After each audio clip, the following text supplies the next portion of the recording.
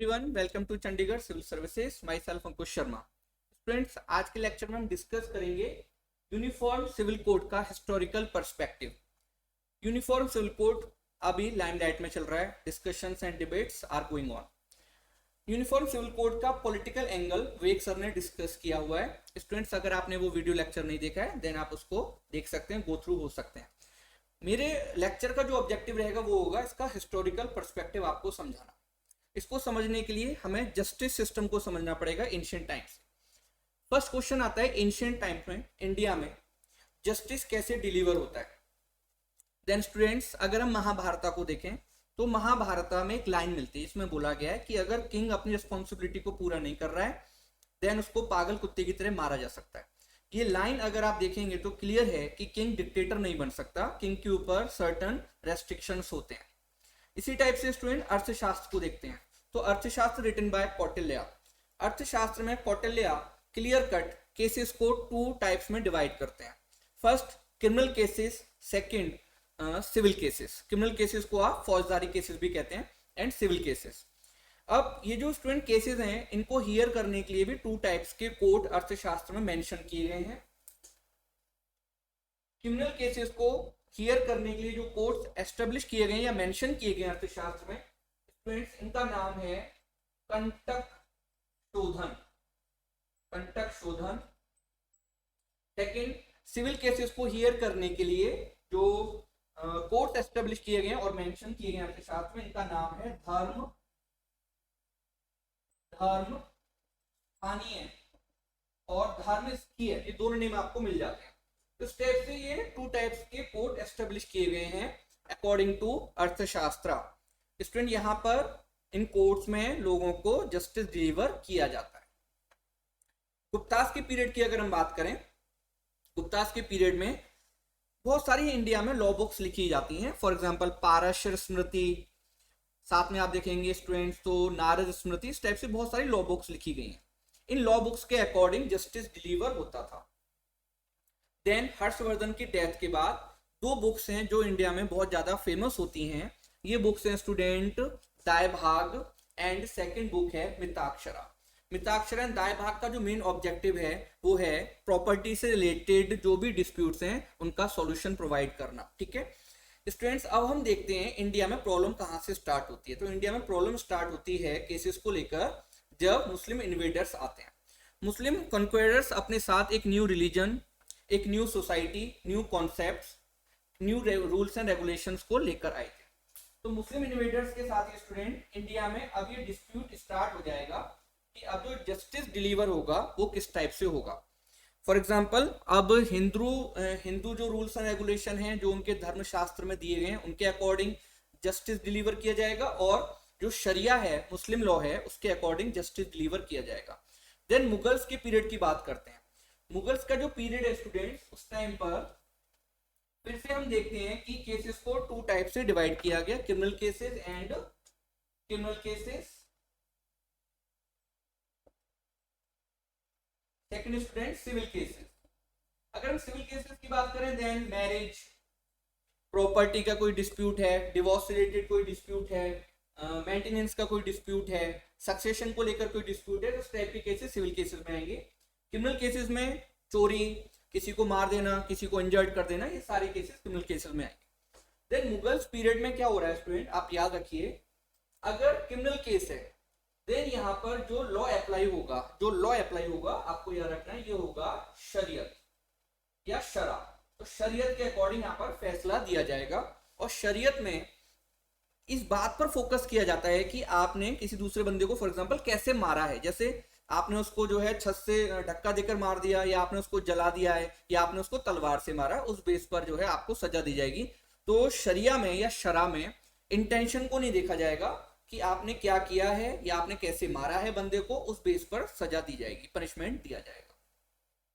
Civil cases की बात करते हैं स्टूडेंट, तो मुगल पीरियड में सिविल केसेस में क्या होगा, अगर हिंदू से रिलेटेड कोई सिविल केस है देन यहाँ पर हिंदू लॉ अप्लाई होंगे, और अगर मुस्लिम से रिलेटेड कोई सिविल केस है तो यहाँ पर फिर से शरा और शरीयत अप्लाई होगा। अब क्वेश्चन आता है कि अगर एक पार्टी हिंदू है और दूसरी पार्टी मुस्लिम है देन, तो स्टूडेंट आपको याद रखना है इस टाइम पर अगर इस टाइप से कोई डिस्प्यूट आ गया जहां पर एक पार्टी हिंदू है और दूसरी पार्टी मुस्लिम है, देन फिर शरा अप्लाई होगा। ओके, अब दो तीन चीजें और आपको समझनी है। ये जो शरिया चल रहा है, शरा चल रहा है, इसमें क्या होगा कि मान लीजिए अगर किसी मुस्लिम ने कोई मर्डर किया है और उसकी गवाही देने के लिए हिंदू जो है सामने आता है, तो हिंदू की गवाही को नहीं माना जाएगा। बट अगर किसी हिंदू ने मर्डर किया है और मुस्लिम ने उसको करते हुए देखा है, तो उस मुस्लिम की गवाही को माना जाएगा। तो यहाँ पर डिस्क्रिमिनेशन आपको दिखाई दे रहा है। मुगल पीरियड में जो केसेस हैं वहां पर डिस्क्रिमिनेशन आपको दिखाई देगा। अब क्या हो रहा है कि 1707 में औरंगजेब की डेथ हो जाती है और औरंगजेब की डेथ के साथ ही मुगल्स वीक होने लगे। मुगल्स वीक होने लगे, कंपनी, ईस्ट इंडिया कंपनी की पावर बढ़ रही है और ईस्ट इंडिया कंपनी स्टूडेंट 1764 में बैटल ऑफ बक्सर में जीत जाती है। बैटल ऑफ बक्सर में जीतने के बाद ईस्ट इंडिया कंपनी को स्टूडेंट बंगाल, बिहार और उड़ीसा के दीवानी राइट और रेवेन्यू राइट मिल जाते हैं। 1767 में कंपनी बंगाल को कैप्चर कर लेती है और वो सुप्रीम अथॉरिटी बन जाती है। स्टूडेंट 1772 में बंगाल का गवर्नर बनता है वॉरेन हेस्टिंग्स, और वॉरेन हेस्टिंग्स जो है अब बंगाल में क्या करने वाला है, ये पॉइंट आपको समझना है। तो वॉरेन हेस्टिंग्स बंगाल में जो टेरिटरीज हैं उनको डिस्ट्रिक्ट्स में डिवाइड करेगा और एवरी डिस्ट्रिक्ट में वो 2 टाइप्स के कोर्ट एस्टेब्लिश करेगा।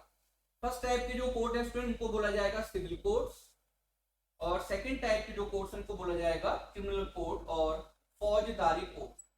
क्रिमिनल कोर्ट और फौजदारी कोर्ट। स्टूडेंट अब क्वेश्चन आएगा कि वॉरेन हेस्टिंग्स कौन से लॉ अप्लाई करने वाला था। देन स्टूडेंट सिविल केसेस में हिंदूज के ऊपर अभी भी क्या लगेंगे, हिंदू लॉज एंड मुस्लिम्स के ऊपर शरिया और शरा। क्रिमिनल केसेस में स्टूडेंट शरा अभी भी चलता रहेगा। ओके, शरिया अभी भी चलता रहेगा। अब एक क्वेश्चन आएगा यहाँ पर, जैसे फॉर एग्जांपल वॉरेन हेस्टिंग्स ने देखा कि शरिया के अकॉर्डिंग जैसे ये सजा दी जाती थी कि किसी की नोज काट दी, किसी का जो है हैंड कट कर दीजिए, तो इस टाइप की सजा दी जा रही थी। तो वॉरेन हेस्टिंग्स को ये समझ में नहीं आ रहा था और वॉरेन हेस्टिंग्स जो इस टाइप के पनिशमेंट दी जाती थी उनको माफ भी कर देता था या कम कर देता था। तो स्टूडेंट्स आप देखेंगे यहाँ से ये प्रॉब्लम क्रिएट होती है कि ब्रिटिशर्स के पास पावर आ चुकी है और ब्रिटिशर्स को अब लॉस को क्या करना था, कोडिफाई करना था, क्योंकि उनको जो है ये समझना है कि इंडिया में जो लोग हैं उनका कल्चर किस टाइप से है, इंडिया में जो बंदे हैं उनकी जो आप देखेंगे तो जस्टिस सिस्टम किस टाइप का है, तो वो चीज़ों को समझ रहे थे और लॉस को कोडिफाई करने का ट्राई कर रहे थे। बट उन्होंने ये भी डिसाइड कर लिया था कि जो सोशल कस्टम्स हैं, ट्रेडिशंस हैं, वहां पर वो इंटरफेरेंस नहीं करेंगे। तो दैट्स वाई क्रिमिनल केसेस में शरिया अभी भी चल रहा है और सिविल केसेस में हिंदूज के ऊपर हिंदू लॉ, मुस्लिम्स के ऊपर शरिया और Muslim law. Then student criminal cases को समझते हैं। यहाँ पर प्रॉब्लम आ रही है बिकॉज शरिया में क्या हो रहा है कि मैंने आपको बताया नोज कट करने का ऑर्डर दिया जा रहा है, हैंड कट करने का ऑर्डर दिया जा रहा है, ये ब्रिटिशर्स को समझ में नहीं आ रहा है। ये पॉइंट आप याद रखना। सेकंड इश्यू ये आएगा कि अगर कोई ब्रिटिश जज है और वो किसी सिविल केस को हियर कर रहा है, उसको हिंदू लॉ पता होना चाहिए, उसको इस्लामिक लॉ पता होना चाहिए। दैट्स वाई स्टार्टिंग में आप देखेंगे ब्रिटिशर्स ने और ईस्ट इंडिया कंपनी ने इंडिया में जो पैसा खर्च किया था एजुकेशन पर, तो उन्होंने क्या डेवलप किए थे, क्या एस्टेब्लिश किए थे। तो वॉरेन हेस्टिंग्स ने मदरसा एस्टेब्लिश किया था, बनारस हिंदू कॉलेज बनाया गया था, बिकॉज इनको इंडिया के कस्टम को समझना था, हिंदूज के लॉस को समझना था। साथ में वॉरेन हेस्टिंग्स ने विलियम जोन्स के साथ मिलकर और कोलब्रुक, ये 2 बंदे थे मेन ओरिएंटलिस्ट इनको बोला जाता है स्टूडेंट, इनके साथ मिलकर हिंदूज के जो लॉज हैं उनको कोडिफाई करने का भी ट्राई किया। देन कोलब्रुक ने स्टूडेंट एक बुक लिखी थी, इसका नाम था digest of Hindu laws, digest of Gentoo laws. तो डाइजेस्ट ऑफ जेंटू लॉज जो है इनका मतलब है ऑर्डिनेशंस ऑफ पंडित्स, ठीक है, ऑर्डिनेशंस ऑफ पंडित्स। तो जेंटू लॉज जो हैं इसमें कोडिफाई करने का ट्राई किया हिंदू लॉज को, इस्लामिक लॉ को समझने का ट्राई किया गया, बट अभी भी प्रॉब्लम चलती रही कि किस टाइप से जस्टिस को डिलीवर किया जाए, ये बहुत बड़ी प्रॉब्लम थी। देन स्टूडेंट होता यह है कि धीरे धीरे कंपनी की पावर बढ़ती जा रही थी, न्यू एरियाज जो है कंपनी कंट्रोल करती जा रही है और कंपनी एक सुप्रीम पावर इंडिया में बन जाती है। देन 1833 का जब चार्टर एक्ट आया, गवर्नर जनरल ऑफ बंगाल को गवर्नर जनरल ऑफ इंडिया जो है वो बना दिया जाता है। साथ में स्टूडेंट 1833 का जो चार्टर एक्ट है, इस एक्ट में एक प्रोविजन था और इस एक्ट में लॉज के कोडिफिकेशन के लिए एक लॉ कमीशन बनाया गया था। तो आपको याद रखना ये हमारा फर्स्ट लॉ कमीशन है जो 1833 में जिसके बारे में मेंशन किया जाएगा और 1835 में ये एस्टेब्लिश होगा। 1835 में first law commission of India presided by Lord Macaulay. Lord Macaulay जो इंग्लिश एजुकेशन से भी रिलेटेड है। देन स्टूडेंट 1835 में फर्स्ट लॉ कमीशन बना। अब इस लॉ कमीशन को इंडिया के जो लॉज हैं उनको कोडिफाई करना था। इस लॉ कमीशन ने क्लियर कर दिया कि जो सिविल केसेस हैं या सिविल लॉज हैं उनको टच नहीं किया जाएगा। लॉ कमीशन ने क्लियर किया कि वो ओनली कौन से लॉज को कोडिफाई करेगा, क्रिमिनल लॉज को। ओके स्टूडेंट, तो आप देखेंगे जो सिविल लॉज हैं उनको लॉ कमीशन ने भी टच करने से मना कर दिया था और ओनली कौन से लॉज को कोडिफाई करने की बात की थी स्टूडेंट, जो रिलेटेड है क्रिमिनल केसेस से। उसके बाद लॉर्ड मैकॉले वर्क करते हैं, then IPC Indian penal code और सीआरपीसी ये डेवलप होते हैं। बट आप देखेंगे स्टूडेंट तो ये क्रिमिनल केसेस से रिलेटेड है। आईपीसी इंडियन पिनल कोड जो बन गया था 1860 तक और इंप्लीमेंट किया गया था 1862 में। इसी टाइप से सीआरपीसी 1873 में इसको इंप्लीमेंट किया गया था। दोनों से कौन रिलेटेड रहेगा, लॉर्ड मैकॉले। ये पॉइंट आपको याद रखना है स्टूडेंट्स। अब आप देखेंगे तो क्रिमिनल केसेस के लिए अब आईपीसी बन चुका है। इसका मतलब है अब चाहे गरीब है कोई बंदा या अमीर है, मुस्लिम है या हिंदू है, सबके ऊपर सेम लॉ अप्लाई होंगे अकॉर्डिंग टू आईपीसी। और दूसरा student CrPC criminal procedure code, इसके अकॉर्डिंग अब केस चलेगा। बट क्वेश्चन आता है सिविल केसेस का क्या होगा। तो सिविल केसेस के लिए अभी भी हिंदूज के ऊपर हिंदू लॉ और मुस्लिम्स के ऊपर मुस्लिम लॉ। अभी तक ये पॉइंट आपको क्लियर हो रहा है। आगे बढ़ते हैं स्टूडेंट्स। अब यहां पर एक प्रॉब्लम आती है, इसको भी समझना है। इंडिया में बहुत सारे सोशल इवल्स थे जो रिलेटेड थे रिलीजन से। ब्रिटिशर्स अगर उन सोशल इवल्स के ऊपर अटैक करेंगे तो कहीं ना कहीं वो रिलीजन में भी क्या कर रहे हैं, इंटरफेरेंस कर रहे हैं। फॉर एग्जाम्पल अगर ब्रिटिशर्स ने सती को बैन किया, ये उनका बहुत अच्छा वर्क था, ठीक है, इसको सपोर्ट हम जो है करेंगे। बट कहीं ना कहीं उस टाइप की जो कम्युनिटी थी, जो ऑर्थोडॉक्स कम्युनिटी है हिंदूज की, वो इसको पसंद नहीं कर रही है और वो कह रही है कि भाई आप इंटरफेयर क्यों कर रहे हैं। देन आप देखेंगे 1856 में ब्रिटिशर्स ने विडो रिमैरिज को अलाउ कर दिया, मतलब सिविल केसेस हैं।